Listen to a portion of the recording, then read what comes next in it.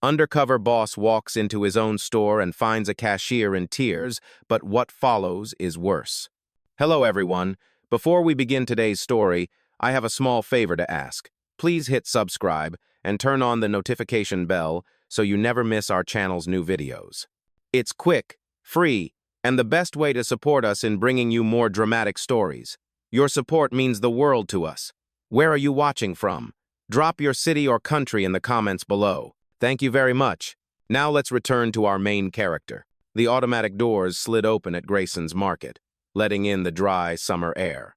A man in a plain gray t-shirt and faded jeans stepped inside. To everyone else, he looked like an ordinary customer, maybe a traveler stopping in for water and bread.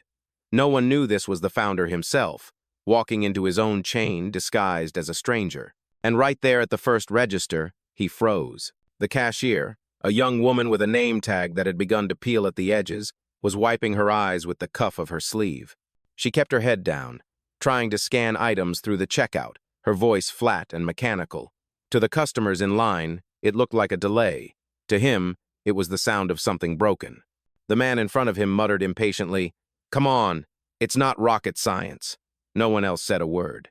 The young woman swallowed hard, forced a smile that never reached her eyes, and continued ringing up groceries. Behind the glass office window at the back, a manager leaned in a chair, laughing at his phone, oblivious. The founder placed a bottle of water and a loaf of bread on the belt, keeping his tone casual. "Rough day?" he asked softly. She hesitated, then whispered, barely audible, "It's always like this. Hours cut, tips missing, no one listens." Her eyes flicked toward the office window, then back down to the register. She said it the way people mention the weather, as if it were normal. And that was what struck him hardest. Something unjust had been repeated so many times, it no longer felt like an exception. It had become routine. He didn't react. He simply nodded, took his change, and stepped aside, as though nothing unusual had happened. But inside, his mind was already racing. He had built this market chain on promises of fairness and opportunity, and yet here, in plain sight, a cashier was breaking down in silence while a manager scrolled his phone. Some truths don't come in reports or profit sheets. They hide in moments like this, in the space between a forced smile and a trembling hand at a register. And for the man standing there, disguised as a stranger in his own store, it was the first crack in a system he thought he knew. What he didn't realize yet was that the notebook hidden beneath that cash drawer would reveal everything: names, hours, and money that never made it into the hands of the ones who earned it. This wasn't just a bad shift. It was the beginning of an investigation that would tear open the heart of his own company. The founder didn't leave the store right away. He lingered near the end of the checkout lanes, pretending to browse the end cap displays stacked with discounted cereal boxes. From there, he could watch without drawing attention. The young cashier moved through each transaction with the same quiet restraint, her motions tight and efficient. But her eyes told a different story. She wasn't clumsy. She wasn't careless. She was carrying something heavier than the groceries she scanned. Every so often, her gaze flicked toward the office door in the back, where the branch manager sat, half hidden behind the glass. He didn't look up once. His laughter carried faintly across the floor as he leaned back in his chair, spinning a sleek pen between his fingers like he had all the time in the world. On paper, this branch looked healthy. Just last week, the founder had skimmed the quarterly reports. Sales had ticked upward. Margins were stable. Customer satisfaction surveys read satisfactory. But beneath the neat rows of numbers, the turnover rate had spiked, creeping higher than any other location in the district. Now, standing just a few feet away from the front line, he finally understood why. He remembered something he used to tell regional directors years ago. If you want to know if a store is healthy, don't ask the manager. Watch the staff when they think no one cares. Today, he was putting that lesson to the test in his own company. The line shifted. He placed himself at a small counter near the window, unwrapping the loaf of bread he'd bought. The slice was dry, the crust already stiff, but he didn't taste it. His focus stayed locked on the rhythm of the floor. Two employees, both younger men in crisp uniforms, hovered near the point-of-sale terminal. They didn't carry bags, didn't load carts, didn't sweep. One tapped the touchscreen lazily, processing payments with a practiced ease. The other crossed his arms, leaning against the counter like a gatekeeper. Every digital tip flowed through that screen. And from what he could see, every customer leaving bills or adding gratuity on card was unknowingly handing it to those two. The cashier he'd just spoken with never touched the terminal once. She poured coffee for the break room pot, tidied shelves, bagged items quickly, even helped a confused elderly customer with coupons, but she never reached for the register. When he asked her softly, "Why don't you take payments yourself?" she lowered her voice so no one else could hear. "I don't have access," she said. "My role's marked as supplemental staff. That means no digital tips, just an hourly wage if the schedule doesn't cut me short." Her smile tried to cover the sting, but her eyes betrayed her. The words sank into him like ice. The system wasn't designed that way. He'd built it to split tips transparently, tied to hours worked and job functions. For someone to be locked out of that process, it meant a deliberate change had been made at the branch level. That wasn't a glitch. That was manipulation. She slipped him a thin, folded sheet of paper when no one was looking. "I just needed to know I wasn't crazy," she whispered. So, I wrote it down. Inside were hand-scribbled notes, dates, shift times, amounts entered, amounts received. Red circles marked discrepancies, totals didn't match, tips disappeared. He tucked the paper carefully into his pocket, nodding once without a word. His coffee had gone cold. His pulse hadn't. He knew what he was holding wasn't just an employee's complaint. It was evidence, and it was happening right under his own brand name. From the corner of his eye, he saw one of the young men at the register smirk as another payment cleared. The manager in the glass office leaned back further in his chair, tapping on his phone like nothing in the world mattered. To them, this was routine. To the founder, it was betrayal. He walked calmly toward the exit, every step deliberate. Outside, the evening sun burned low across the parking lot, but inside him a storm had begun. He pulled out his phone and dialed a secure line. When the head of internal audits answered, his voice was low and steady. "We have a problem," he said. "Branch 47. Start quiet logging. Every role assignment, every override, every dollar, don't alert anyone. I'll be back." The call lasted less than 2 minutes, but it set everything in motion. From that moment on, every keystroke at that register, every hidden change in the system, every funnel of stolen tips would be captured. And the ones who thought they could bend the rules of his company were about to find out what it meant when the owner came looking not with fanfare, but with silence, precision, and the weight of truth. The next morning, the founder sat in his truck outside Grayson's Market, the same faded baseball cap pulled low over his eyes. The lot was already filling with early shoppers, families with carts rattling over the asphalt, headlights blinking off as engines cut. From behind his windshield, he had the perfect view of the front entrance. The glass doors slid open and closed, spilling customers into the fluorescent glow inside. He wasn't there for groceries, he was there for patterns. When he finally stepped out, the air was cool enough to bite. He adjusted his stride, adding a slight shuffle, just enough to look like another man passing through town. The bell above the entrance chimed faintly as he walked in. No one looked up. No one cared. And that was exactly how he wanted it. From a corner booth in the small cafe section near the front, he positioned himself with a clear view of the registers. The same cashier was working, her hair tied back, uniform neat but frayed at the cuffs. She greeted customers politely, voice steady, but he noticed the subtle stiffness in her posture. She didn't move like someone thriving in her job, she moved like someone surviving it. 2 men hovered by the point-of-sale system again. One tapped the screen as payments came through, his motions confident, almost territorial. The other leaned close, laughing quietly, but neither touched bags or helped shoppers. Their uniforms were spotless, pressed, too perfect compared to the others hustling on the floor. He sipped a bitter coffee and let the minutes stretch. Then it happened. A customer left a tip through the card machine, and the screen blinked. The cashier's hands never touched it. The young man at the terminal processed it, tapped twice, then stepped back, smirking as if nothing unusual had occurred. The founder's jaw tightened. He'd designed this system years ago with equal split logic. Access to the terminal wasn't supposed to be a privilege. It was supposed to be universal, transparent, impossible to manipulate. Yet here, under the lazy eye of a branch manager who still lounged in his office, the system had been rewritten. The cashier passed by his table a few minutes later, carrying a tray of condiments. She slowed just long enough to whisper without moving her lips. "Don't let him see you watching. He sets the rolls. He decides who counts. Then she kept walking. His pulse steadied. It wasn't shock anymore. It was clarity.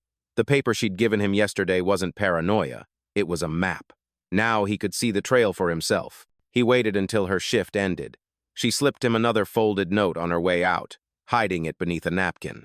More figures, more mismatched totals. The losses weren't small. They stacked into hundreds of dollars money stolen directly from those who worked the hardest. He leaned back, scanning the floor. Shoppers came and went. Bags filled. Carts rolled. Everything looked ordinary, but it wasn't. Every transaction was another thread in a web of quiet theft. By the time he left the store, the sun had risen high, but his mind was already 3 steps ahead. He drove 2 blocks away, parked, and pulled out his phone. On the secure call with audit, he spoke quickly. The POS has hidden tiers. Pull every roll log from the last 90 days. Focus on manager overrides and accounts tied to family names. Run it silent. Don't alert payroll yet. Understood, the investigator replied. No hesitation, no questions. He ended the call and sat back, watching the store from a distance. The neon open sign still flickered faintly, buzzing like nothing had changed. But everything had. The facade of normalcy was cracking, one keystroke at a time.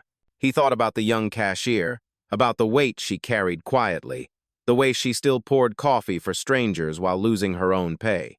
People like her weren't just staff, they were the backbone, and if the system failed them, the company itself was failing. Some businesses collapse because of margins, others collapse because of scandals. But the deadliest collapse is quieter. It's when the best people stop believing the system sees them. That was what he'd witnessed in her eyes. He gripped the steering wheel, steady but unyielding. This wasn't about a single branch anymore. This was about a culture that allowed silence to cover theft. And as the owner sat there, hidden in plain sight, one truth settled over him like steel. He wouldn't let it stand. The audit had already begun, line by line, beneath the surface of Grayson's market. The ones who thought they'd rigged the system were about to discover what it meant to be seen not by a nameless employee, not by a powerless witness, but by the man who built the very ground they were standing on. By the next day, the silent audit was already running.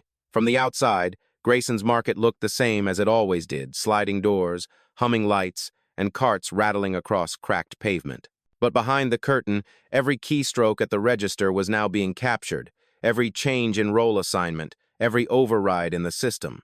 The founder returned in the late morning, the same disguise in place, flannel shirt, jeans, and a cap pulled low. He slipped into the store unnoticed and took his seat again in the small cafe section with its chipped tables and weak coffee. From there, he could watch without interruption. The young cashier was already on shift. She moved with her usual quiet efficiency, never wasting a step, never breaking composure, though her eyes were heavy. She still avoided the register. Instead, she stocked bags, tidied counters, and assisted customers with small, precise gestures. Meanwhile, the 2 men hovered around the POS terminal as if it were their personal property. One tapped through screens with sharp familiarity, fingers moving far too quickly for someone who was supposed to be a part-time clerk. The other stood close, crossing his arms, scanning the room like a guard. Every tip routed through them. Every payment funneled their way. The founder leaned forward slightly, sipping the bitter coffee. He didn't need to see the numbers. He already knew the pattern. But what mattered now was proof. Then it happened. A young trainee, nervous and clutching a tray, approached the register. She fumbled with the keys, unsure how to input a comp request for a customer with a coupon. The boy at the terminal didn't move to help. He smirked instead, watching her struggle. Before the situation grew worse, the cashier stepped in. She crouched beside the trainee, whispering instructions gently, which code to adjust, how to flag allergies, how to double-check modifiers. Her tone was calm, patient, and then, in a voice low enough only the trainee could hear, she added, "Don't let him enter it for you. He won't do it right, not for you." The founder caught every word, his jaw tightened. In that single moment, the truth crystallized. She wasn't just carrying her own burden. She was holding the structure together, silently protecting the others while the system tilted against her. Minutes later, one of the men frowned at the terminal. "That's weird," he muttered. "I could log in yesterday. Today it says restricted." His partner gave a faint smile, not looking up. "Probably just a glitch. I'll handle it." But the founder knew better. That wasn't a glitch. That was the audit quietly beginning to close its jaws. He sat back, steady, letting the picture assemble itself. The manager in the glass office hadn't moved, still laughing, still scrolling his phone. The cashiers on the floor worked like ghosts, invisible to him, yet visible in every way to the one person he hadn't expected, the owner disguised in plain sight. The coffee had gone cold again, but he didn't notice. His blood carried its own heat now, not from anger but from clarity. The evidence was aligning. The paper notes the young cashier kept, the silent suffering he had witnessed, the behavior of the ones at the register, and now the audit logs quietly building in the background. It was no longer suspicion. It was fact. He waited for her to pass by again, then spoke softly. "Keep documenting. Don't hand it to anyone else. I'll come back." She looked at him quickly, then down again, as though afraid even of hope, but she nodded. He slipped out before noon, the sun already high. The parking lot shimmered with heat, but inside him the storm only grew. He sat in his truck, staring through the windshield at the flickering neon open sign, and made a call. "Mara," he said, his voice level steady. "It's confirmed. Pull roll logs, tip accounts, and payroll cross-checks. Quiet mode. Start today." On the other end, his head of investigations didn't ask why. She only said, "Understood." Ugh. And with that, the market carried on as if nothing had changed. Customers bought groceries, receipts printed, carts rolled out the door. But beneath the hum of everyday life, the ground was shifting. The system that had hidden theft in plain sight was about to be exposed, and the ones who thought they could rewrite the rules were about to learn how fragile their power really was. By the following afternoon, the first results from the silent audit began to arrive. The founder sat in his truck, engine off, phone pressed against his ear as Mara's voice came through crisp and steady. "Finding number 1, she said. The system has been modified with a hidden access tier, not visible to the public staff screen. It's labeled Preferred Internal. 3 accounts are tied to it: your branch manager, his nephew at the register, and a third under kitchen support. That third ID doesn't exist in HR." The founder closed his eyes briefly, jaw set. "Finding number 2, she continued. Over the past 30 days, digital tips totaled just under $5,000. 67% of those tips were routed through the nephew's account. His ticket volume covers less than 15% of customer interactions. The imbalance is deliberate." The air inside the truck grew heavier, pressing against him like a weight. But Mara wasn't finished. "Finding number 3. Payroll shows a part-time kitchen employee named Marcus Hill. Clocked in 21 out of 25 mornings this month. But Marcus Hill doesn't exist. No onboarding file, no tax records, and the social security number is a duplicate we flagged 2 years ago at another location. Same manager." Her words settled like stones in water. It was a scheme, not a mistake. A shell account, a family tie, a false employee, all orchestrated by the man sitting just a few feet behind glass every day, laughing at his phone while his staff carried the weight. "Final detail," Mara said, her tone cutting. "We traced a weekly transfer labeled Service Processing Fees. The funds flow into an LLC registered out of state. On paper, it looks like logistics payments. But the email tied to the registration belongs to your manager, same one you saw in that office chair." The call ended with 2 words. "Next steps?" The founder looked through his windshield at the neon open sign, flickering weakly in the heat. He exhaled slowly. "Not yet," he said. "Stay quiet. Keep logging. I want the pattern complete. Then we move." He slipped the phone into his pocket, staring at the glass doors of his own store. Shoppers went in and out, pushing carts, juggling bags, none aware that beneath the hum of everyday commerce, theft was being written into the bones of the place. Later, inside the cafe section again, he ordered a black coffee and sat where he could see everything. The young cashier was still working. She smiled faintly at customers, kept her motions fluid, but exhaustion was etched into her face. She carried on without complaint, as if invisible. The 2 young men lingered by the POS again, taking payments, tapping through screens. Their laughter was soft, smug, like a private joke no one else could hear. And in the back office, the manager still leaned in his chair, scrolling his phone, oblivious or maybe just confident no one would ever look too closely. The founder raised the coffee to his lips. Cold again. He set it down. His voice in his own mind was steady. "They think they've built a shield, but what they've built is evidence. When the cashier passed by his table, he spoke low, sliding the paper she had given him earlier back across the surface. "Keep adding to it. Every shift, every tip. Don't stop." Her hand lingered on the edge of the paper, then slipped it back into her apron pocket. She gave the smallest nod, her eyes holding a spark of something different: relief, maybe even courage. The founder watched her walk away, then shifted his gaze back to the register. He didn't need to confront anyone today. Not yet. The system itself was already telling the story. And when the moment came, he would return not as a nameless customer in jeans and a cap, but as the man who built the company, carrying every line of proof in his hands. Some scandals explode loudly, splashed across headlines. But this one was unfolding quietly, one entry at a time, inside the hum of a small-town grocery store. And for the ones who thought no one was watching, the silence would be the loudest sound they'd ever hear. The next morning came with a low drizzle that blurred the windshield of the founder's truck.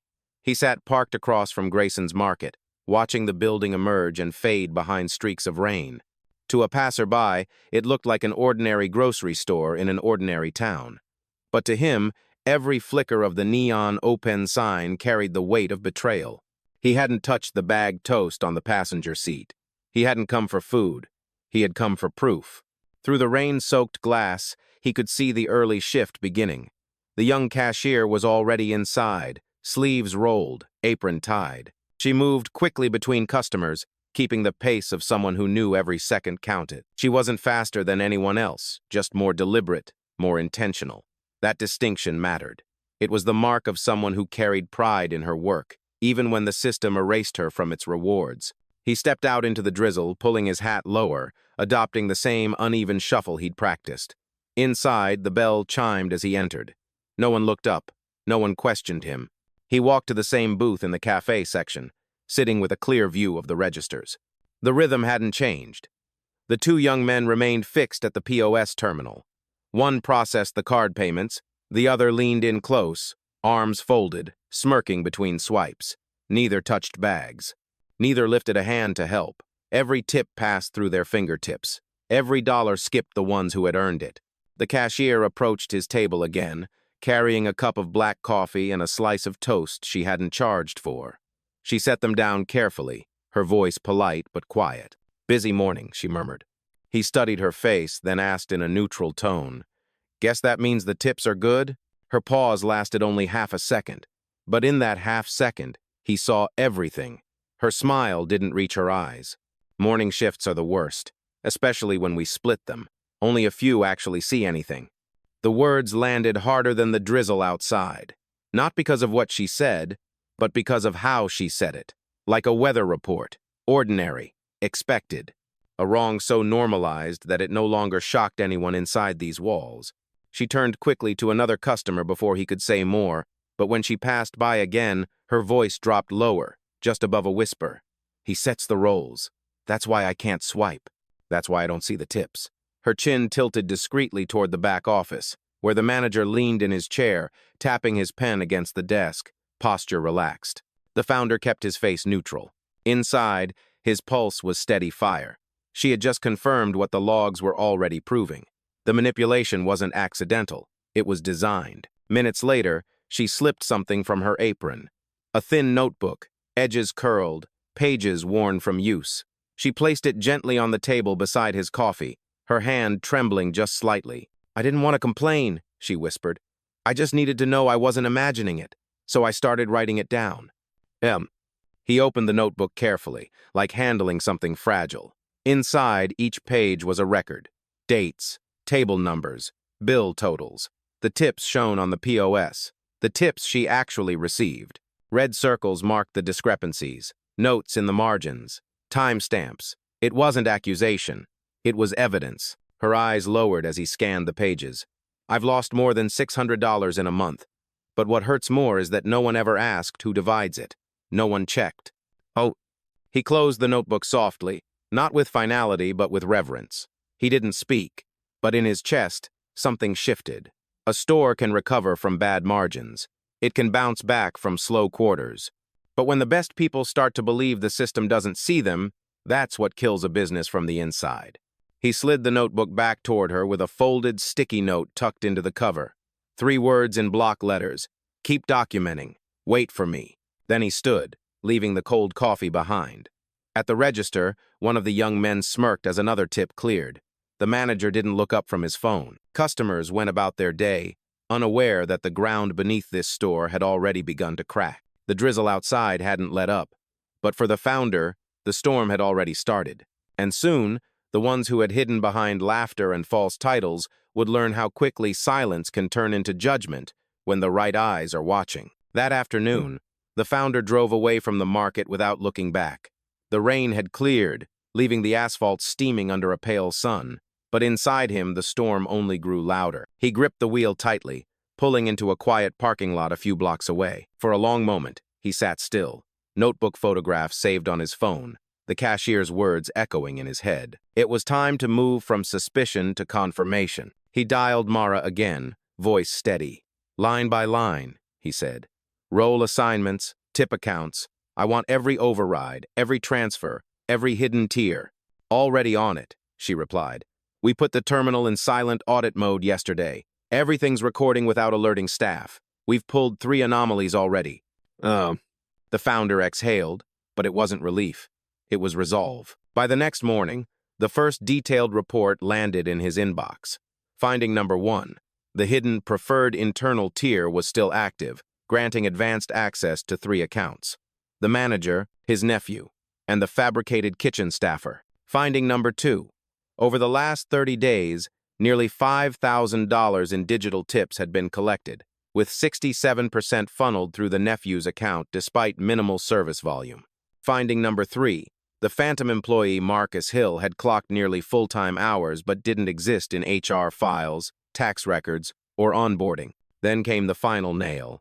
Transfers marked as service logistics were being routed every Friday to an LLC registered out of state. The contact email tied to that entity wasn't random. It belonged to the manager, the same man who spent his shifts laughing in a chair behind glass. The founder closed the laptop slowly. It wasn't anger that filled him. It was clarity. This wasn't mismanagement. It was theft, and not the petty kind. It was organized, structured, hidden behind paperwork and role permissions. He leaned back in his chair, remembering the cashier's trembling voice. I just needed to know I wasn't crazy. She wasn't crazy. She was right. And now he had proof. That afternoon, he returned to the store once more, disguise intact, the same cap, the same shuffle. From the booth in the cafe, he watched the performance continue. Customers paid. The nephew tapped the terminal. Tips disappeared. The manager leaned in his chair, smug as ever. And the young cashier kept working, steady, invisible, holding the fragile order of the store together while others drained it dry. When she passed by his table, he spoke softly. It's almost over. She blinked, confused, but didn't ask. She only gave a small nod before moving on, as though afraid even hope might be overheard.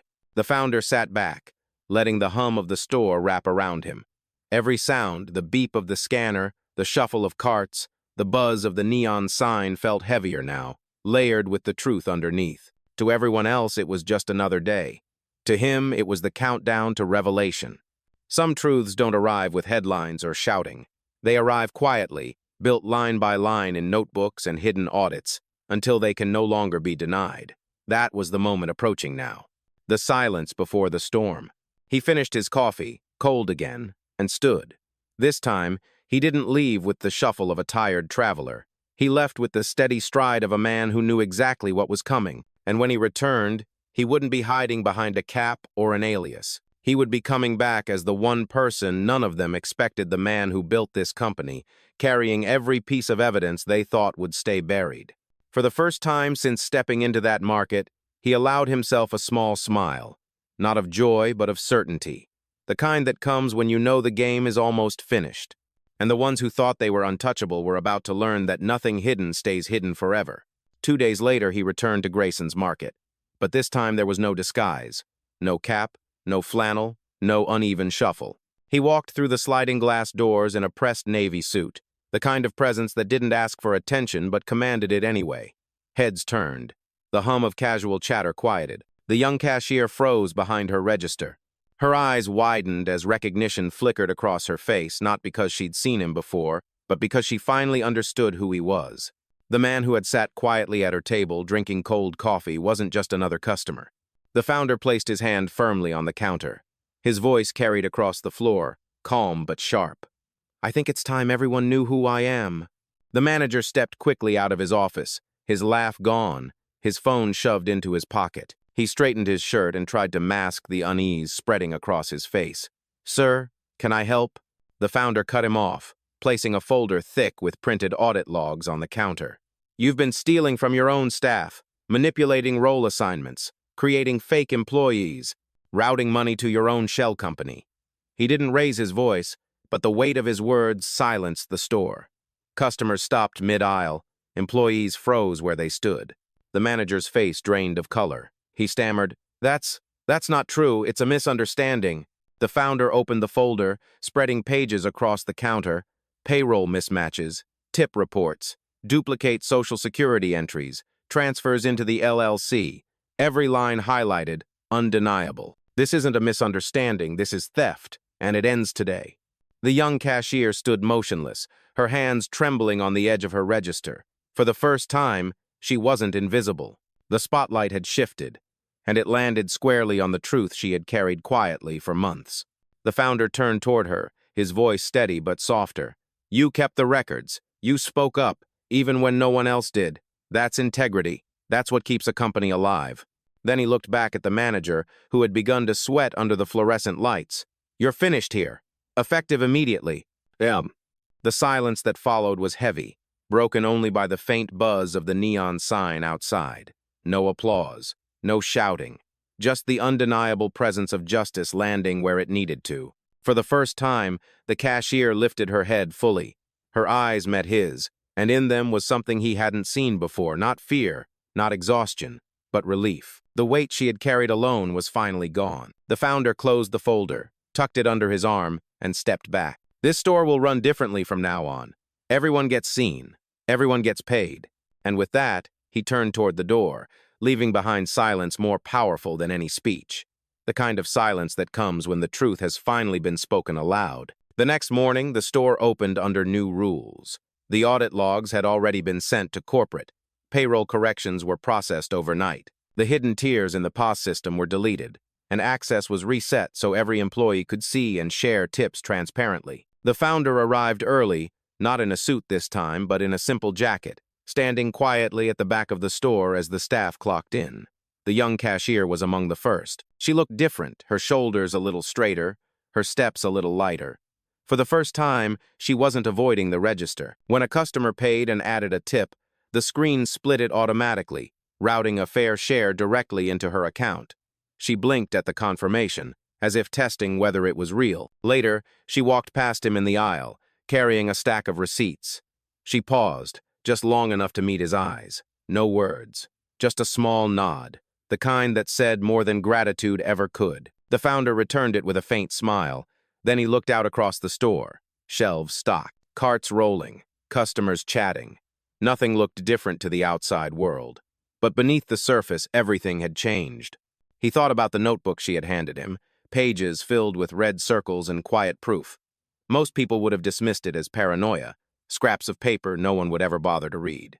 But those pages had carried more weight than the manager's polished reports, more truth than any quarterly dashboard. Some businesses collapse because of numbers, others because of reputation. But the ones that truly die are those that let their best people believe they are invisible. This store had been close to that edge. Now, it had been pulled back. As he walked out into the morning sun, he knew this wasn't about punishment alone. It was about restoring something deeper, the belief that fairness wasn't a privilege handed down, but a commitment renewed every single day. His voice, calm and steady, carried in a quiet reflection. Integrity doesn't live in speeches or in reports. It lives in the hands that bag your groceries, the eyes that meet yours at the register, and the courage of those who keep going even when no one notices. That's where dignity begins. That's where leadership matters. With that, he stepped into the light of the parking lot, leaving behind a store no longer blind to its own people. The world outside kept moving, cars passing, sun rising, but inside, a small shift had taken place. And for the cashier who once cried in silence, It was enough to finally be seen.